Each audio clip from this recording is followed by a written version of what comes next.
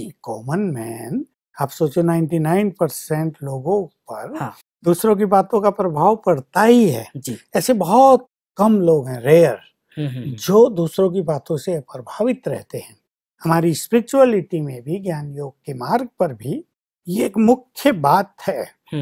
स्वयं भगवान के महावाक्य हैं कि ज्ञानी आत्मा वही है जो मान अपमान, सुख दुख, हार जीत, लाभ हानि, सर्दी गर्मी में समान रहे जी। अब इसमें सबसे भारी काम ये बातों का ही होता है।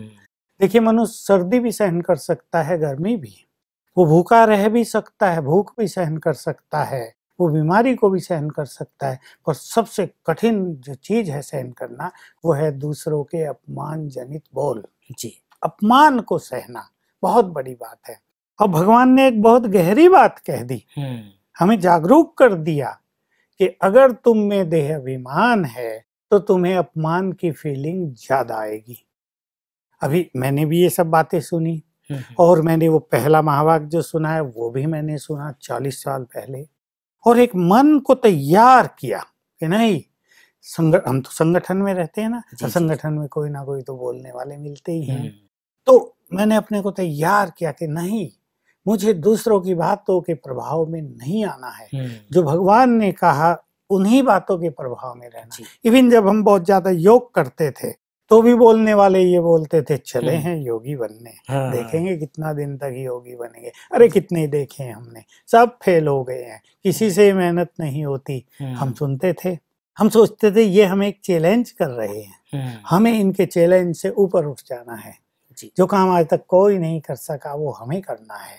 तो अपने पास ईश्वरीय ज्ञान का भंडार जमा किया कि जब दूसरा व्यक्ति कटु वचन बोल रहा हो, जब दूसरा व्यक्ति हमारा अपमान कर रहा हो, जब अननेसेसरीली वो व्यक्ति हमें गलत शब्द बोल रहा हो और उसकी आदत हो, उसके मन में हमारे प्रति कुछ गलत भावनाएं हो गई हैं, इसलिए हम अच्छा काम करें या ना करें उसको कुछ ना कुछ बोलना ही है। तो हमने अपने को तैयार किया, और पहली चीज उसमें थी कि अपने को बहुत लाइट रखना जी, कि भाई उसका काम है बोलना, जब वो अपनी आदत नहीं छोड़ता तो मैं अपनी खुशी क्यों छोड़ूं। बहुत अच्छा इससे बल मिला। दूसरी चीज शिव बाबा ने ज्ञान देकर हमें सिखाई, स्वमान में रहो।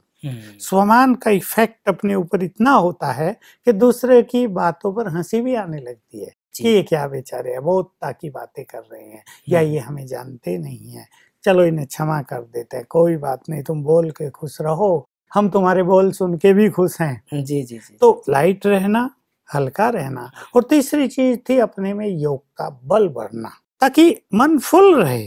क्योंकि कहीं ना कहीं जब हमें दूसरों की बातों से फीलिंग हो रही, उनका प्रभाव पड़ रहा है, तो हम खाली अवश्य हैं। तो योग की शक्ति से अपने को पावरफुल बनाना, इससे बातों का प्रभाव कम से कम होता जाता है, और हमारी एक स्थिति ऐसी आती है जब हम दूसरे की हर बात के इफेक्ट से मुक्त हो जाते हैं। इसको कहा जाता है परफेक्ट स्थिति जी।